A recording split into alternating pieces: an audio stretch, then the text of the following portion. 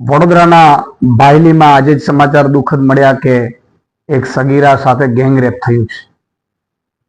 ગુજરાતમાં ભાજપની સરકાર અને એમાંય ખાસ કરીને મુખ્યમંત્રી ગૃહમંત્રીની અણાવડતના કારણે આજે દરેક દીકરીઓ અસુરક્ષિત મહેસૂસ કરે છે.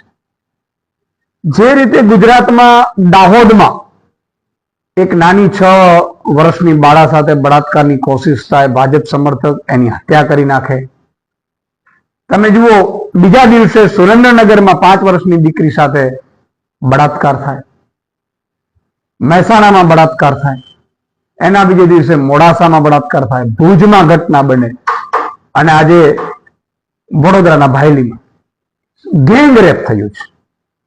આ ગુજરાત કોણે બનાવ્યું? આવું કઈ હાલતમાં ગુજરાતને કરી નાખ્યું છે? બહુ દુઃખદ છે. અત્યારે એટલી પીડા થાય છે. ગૃહમંત્રી એવી ફાંકા ફોજદારી કરતા હતા કે 5 વાગ્યા સુધી ગરબા રમી શકશે, 5 વાગ્યા સુધી ગરબા રમી શકશે. ગૃહમંત્રીએ 5 વાગ્યા સુધી ગરબા રમવા માટેની વ્યવસ્થા જ નથી કરી. આનો અર્થ એ થયો એમણે આઈજી સાથે, સીપી સાથે, ડીજીપી સાથે બધા સાથે મિટિંગો કરી અને પ્લાન કરવાની જરૂર હતી કે કેટલી સુરક્ષામાં કેટલા લોકો ક્યાં તૈનાત રહેશે. એમાં જીઆઈએસએફ, સીઆઈએસએફ ની જરૂર પડે તો એ ફોર્સ પણ લગાડવાની હોય, પર્સનલ બાઉન્સરો લગાડવાના હોય, ઈ લગાડવાના હોય પ્રાઇવેટ.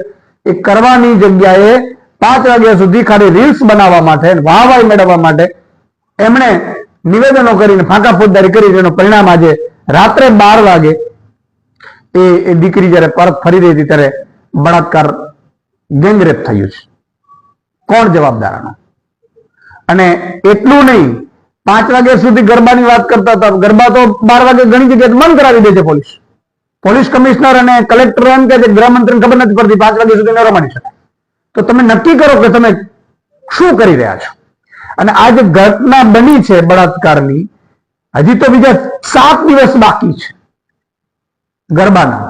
તો તમે હજુ પણ એવી શું વ્યવસ્થામાં લૂફોલ્સ રાખશો કે જ્યાં હજી પણ અમારી બહેનો દીકરીઓ છે એ કઈ બળાત્કારનો ભોગ બનશે કે કઈ હત્યા થવાનું આપણે થવા દેશું? તમે નિવેદન કરતા પહેલા મિટિંગો કરીને વ્યવસ્થા તંત્ર સુરક્ષિત કરવાની તમારે જરૂર હતી. આજે ખૂબ જ દુઃખદ ઘટના બની છે. હું એવું કહીશ કે ગૃહમંત્રી, મુખ્યમંત્રી છે એ ખરેખર આ સરકારને લાયક નથી. એમને રાજીનામું આપી દેવું છે.